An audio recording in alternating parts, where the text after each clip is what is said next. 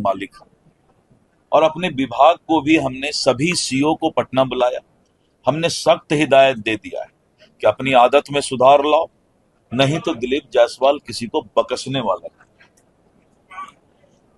और विभाग में भी सुधार लाऊंगा, मैं किसी को बकसने वाला नहीं।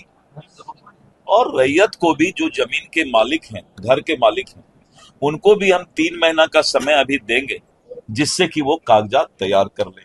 कैथी लिपि को लेकर, कैथी लिपि के लिए मैंने कहा कि कैथी लिपि का भी ट्रेनिंग बनारस और सारे लोगों से, क्योंकि एक आदमी उर्दू नहीं जानता है, कैथी नहीं जानता है, तो कल जो कैथी जानने वाला है दूसरे पार्टी से 50,000 रुपया लेकर के गलत पढ़ दे, तो एक आदमी के साथ तो अन्याय हो जाएगा।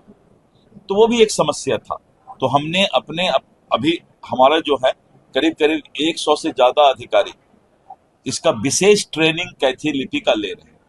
तो ये जनता से चूंकि जुड़े हुए हैं, तो हमें लगा, बहुत जगह और भी बहुत जगह से खबर आया, तो अभी हम 3 महीना के लिए जनता को समय दे रहे हैं। सर्वे होगा, सर्वे इसलिए होगा कि जमीन का एक बार अगर भविष्य तय हो जाएगा तो थाना में 60% विवाद रुक जाएगा। सिविल कोर्ट में दादा केस करता है सिविल सूट, तो पोता को जजमेंट मिलता है, और बेचारा जमीन का मालिक जो है न्याय पाते पाते ऊपर चला जाता है।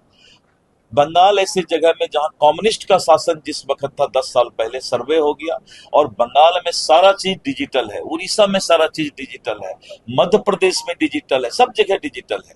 तो थोड़ा कष्ट तो होगा, लेकिन जो अभी जो प्रॉब्लम था उस प्रॉब्लम को दूर करने के लिए एक बार 3 महीना का समय और विभाग को हिदायत कि कागजात तुम्हारे पास है तो तुम मांग क्यों रहे हो रैयत से भाई? अगर कागजात नहीं था तो ऑनलाइन रसीद कैसे काटे?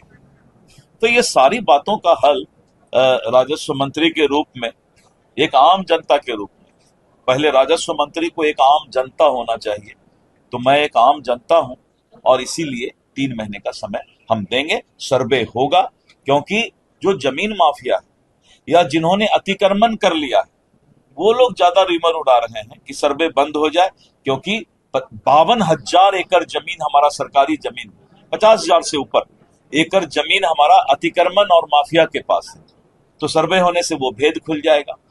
लाखों करोड़ की संपत्ति सरकार की, इसलिए हमने ये कहा है कि सर्वे अगर डीएम का ऑफिस है तो डीएम को भी कराना पड़ेगा, एसपी का ऑफिस है तो एसपी को भी, सभी लोगों को अब जो सरकारी अस्पताल से लेके सरकारी जमीन से लेके सरकारी ऑफिस, सरकारी निवास, अब सबका दाखिल खारिज होगा, वो सरकार के नाम पर होगा। लेकिन पहले वो दाखिल खारिज नहीं कराते थे, तो सरकारी संपत्ति कोई ले भी लेता था तो केस नहीं हो पाता था।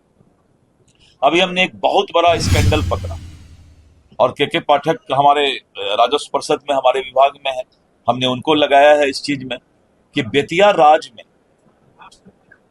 राज की अंतिम रानी निर्वंश थी, उनको कोई बच्चा नहीं हुआ, और उत्तर प्रदेश में इलाहाबाद, लखनऊ, बनारस, बहुत जगह बेतिया राज की संपत्ति है, हजारों लाखों करोड़ की संपत्ति है।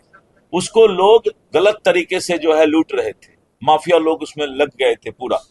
मैंने बेतिया राज के लिए एक नया विधेयक लाने का प्रस्ताव अभी भेजा है कि जहां भी जो केस बेतिया राज का जिस भी कोर्ट में है उसको निष्क्रिय माना जाएगा। ये हाउस पास करेगी कानून, और इस तरह करके जमीन माफिया और अतिक्रमणकारी पर मेरा सीधा नजर है कि उन लोगों को हम बकसने वाले नहीं हैं।